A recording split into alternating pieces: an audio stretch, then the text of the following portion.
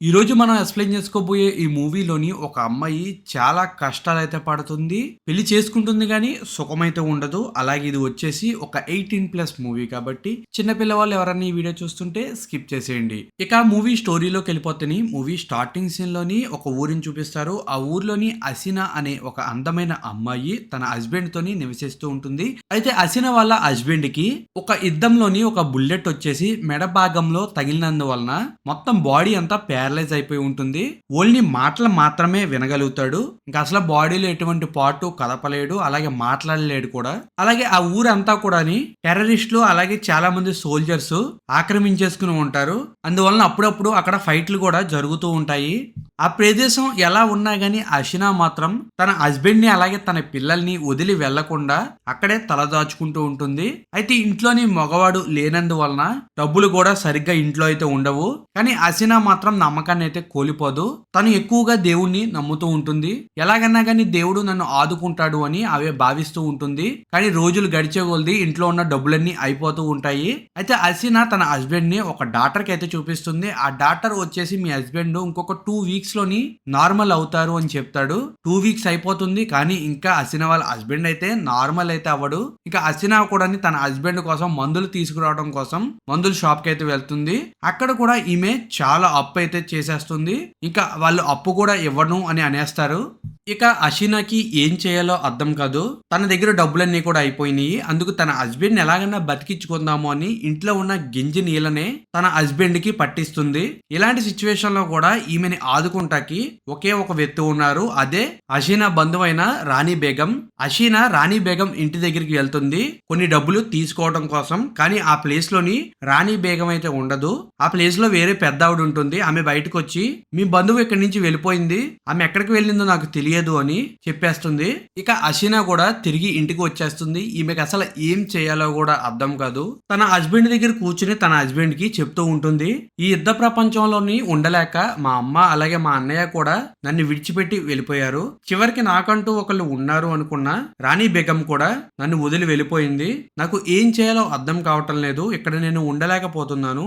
ఇక్కడి నుంచి ఎలాగన్నా గానీ మనం బయటికి వెళ్ళిపోవాలి ఈ ఊరిని విడిచిపెట్టి. కానీ నిన్ను తీసుకుని నేను ఎలాగ వెళ్ళగలను అని తన హస్బెండ్ కి చెప్తూ ఉంటుంది.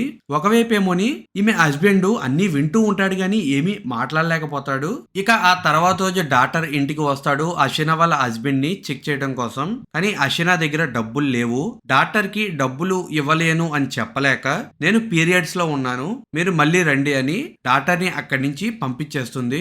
ఇంకా లోపలికి వెళ్లి తన హస్బెండ్ ని చూసి నీకు వైద్యం కూడా చేయించలేకపోతున్నాను అని తనకైన గాయాన్ని చూస్తూ ఉంటుంది. కరెక్ట్ గా అదే సమయంలోని బయట మళ్ళీ యుద్ధ వాతావరణం మొదలైపోతుంది. అందరూ గన్స్ తోని బాంబులతోని యుద్ధం చేసుకుంటూ ఉంటారు. హసీనా అలాగే చుట్టుపక్కల ఉన్న జనం అందరూ కూడాని ఆ దగ్గరలో ఉన్న ఒక బంకర్ లోకి వెళ్ళిపోయి దాక్కుంటారు. హసీనా తన పిల్లల్ని తీసుకుని కూడా ఆ బంకర్ లోకి వెళ్ళిపోయి దాక్కుంటుంది.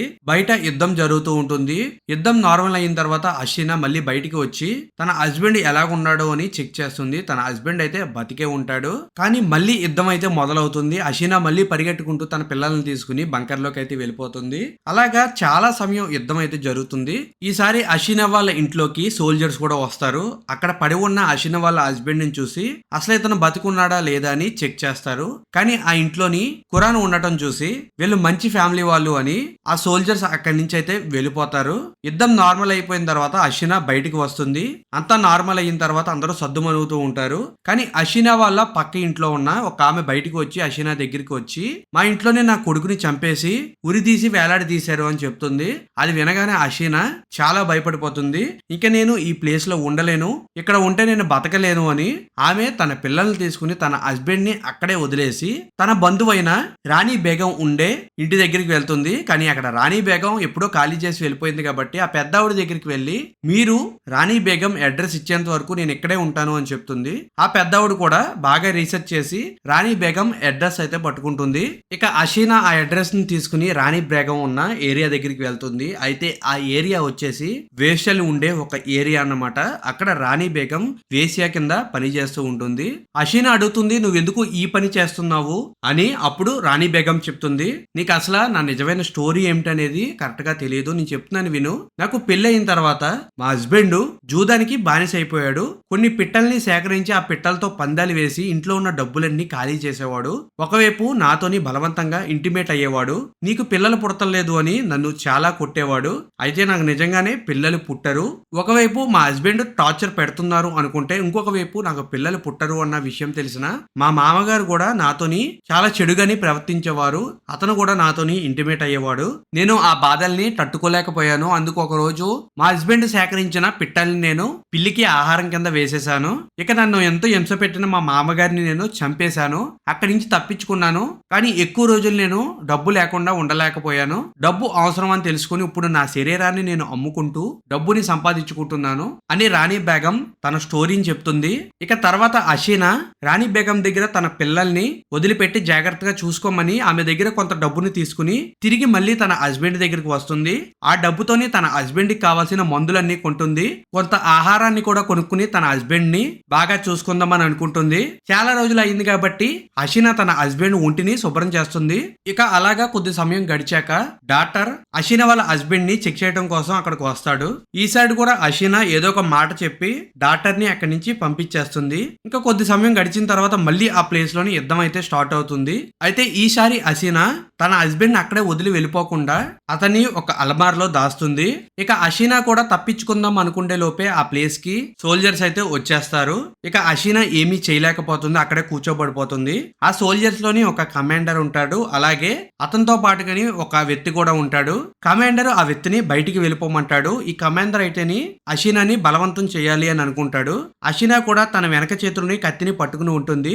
ఆ కమాండర్ హసీనాని బలవంతం చేయాలి అనుకుంటే లోపే హసీనా నేను ఒళ్ళు అమ్ముకుని బతికేదాన్ని అని చెప్తుంది. అయితే ఆ కమాండర్ ఆ మాట విని చిరాకు పడి హసీనాని చాలా తిట్టి అక్కడి నుంచి వెళ్ళిపోతాడు. ఇక ఆ రోజు నైట్ హసీనా అల్మార్లో ఉన్న తన హస్బెండ్ దగ్గరే పడుకుంటుంది. మార్నింగ్ అయిన తర్వాత హసీనా వాళ్ళ ఇంట్లోకి ఎవరో వస్తున్నట్టు సౌండ్ వినపడి హసీనా వెళ్లి చూస్తేని నిన్న ఎవరైతే కమాండర్ తో పాటు ఇంకొక వ్యక్తి వచ్చాడో ఆ వ్యక్తే మళ్ళీ హసీనా దగ్గరికి అయితే వస్తాడు. ఇతని పేరు వచ్చేసి షాహిద్. ఇతనికి 19 సంవత్సరాలు. అయితే షాహిద్ మొన్న కమాండర్ అలాగే హసీనా మాట్లాడుకున్న మాటలు విని ఉంటాడు. అందుకు కొంత డబ్బుని తీసుకొచ్చి హసీనా పైన వేసి నేను నీతోని ఆ పని చేయాలి అనుకుంటున్నాను అని హసీనా మీద పడి ఆమెతో ఇంటిమేట్ అవ్వడానికి ట్రై చేస్తాడు. అయితే హసీనా నిన్న నేను అబద్ధం ఆడాను, నేను అలాంటి అమ్మాయిని కాదు అని చెప్తుంది. కానీ షాహిద్ మాత్రం మాటని వినడు. ఆమెతోని ఇంటిమేట్ అవ్వాలి అని ట్రై చేస్తూ ఉంటాడు. కానీ నేను చేసేది తప్పు అని రియలైజ్ అవుతాడు. హసీనాకి సారీ చెప్పి తన ఇచ్చిన డబ్బుని అక్కడే వదిలేసి షాహిద్ వెళ్ళిపోతాడు. ఇంకా హసీనా కూడా షాహిద్ ఇచ్చిన ఆ డబ్బుల్ని తీసుకుని మంచి ఫుడ్ ని అలాగే తన హస్బెండ్ కి మెడిసిన్ ని అంతా కొంటుంది.